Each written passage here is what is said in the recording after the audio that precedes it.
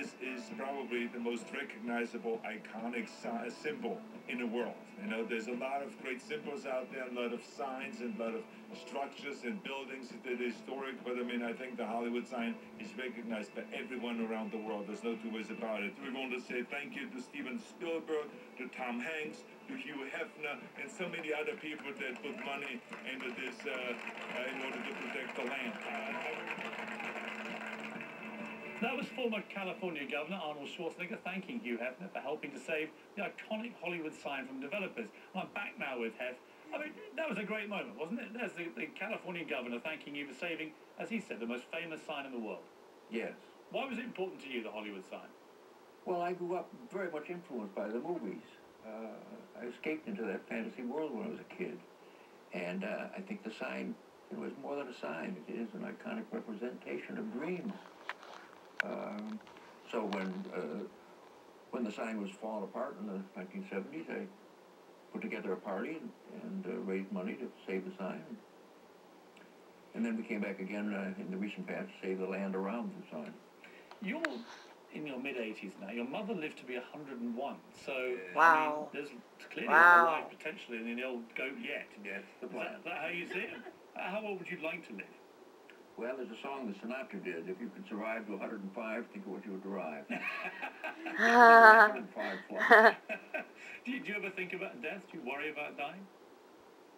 No, I think that I think about being alive. And it's good, right? It's good. Good to be alive. If you're Hugh Hefner, life's pretty good right now. Never been better. Of all the pin-ups that you've ever had in the history of Playboy, what's been your personal favourite?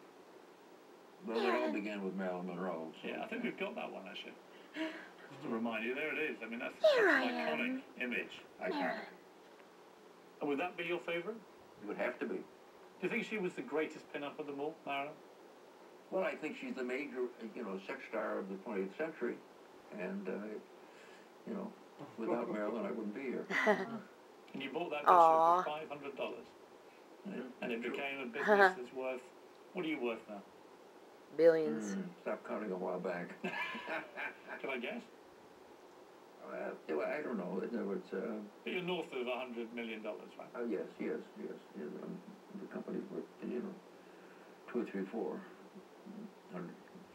Yeah, I mean, the business has definitely been hit by changing times. It's not what it used to be, and the sales, obviously it was 7 million, it's now 1.5 million. It's still very healthy sales for a magazine.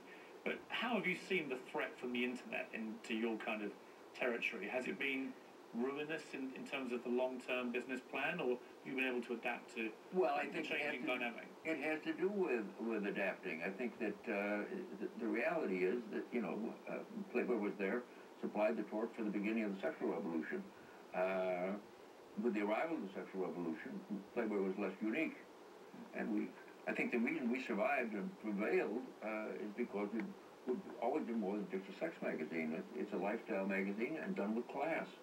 I think that increasingly now, our future will involve the internet, the electronic technology, and the brand. I think that it's the brand and the definition of the way you live your life. What Playboy is. Do you get offended if people call you sleazy? Do you dislike that? Or do you understand why some people would find this kind of thing? Because I think that Playboy and my life are a Rorschach test. They project their own dreams, fantasies, and prejudices onto my life, and it says as much about them as it does about me. That's the kind of world we live in. I mean, America remains essentially a very Puritan people. How would you like to be remembered? What would you like your epitaph to say? As somebody who had some positive impact on changing the social sexual values of his time. Pretty secure in that. How do you think he'll be remembered? The same. He's an icon. He's changed the world. And he keeps continuing to change the world. Okay. What do you think of the old man? When push comes to shove and you have to assess him as a cultural figure in America, how do you think he'll rate? I think that he's done incredible things. And, I mean, things that people dream of doing. And he's accomplished so much that I was not aware of when I was younger. Oh, I certainly would second that. It's been a great pleasure to interview you. My pleasure. Thank you so much. And to meet you, Gretel, good luck with the wedding. Aww. Good luck with your duties on the day. Thank you very much. That was the immortal, legendary Hugh Hefner and Crystal, his wife-to-be, and Cooper, his son. And now here's my colleague, Anderson Cooper with AC360.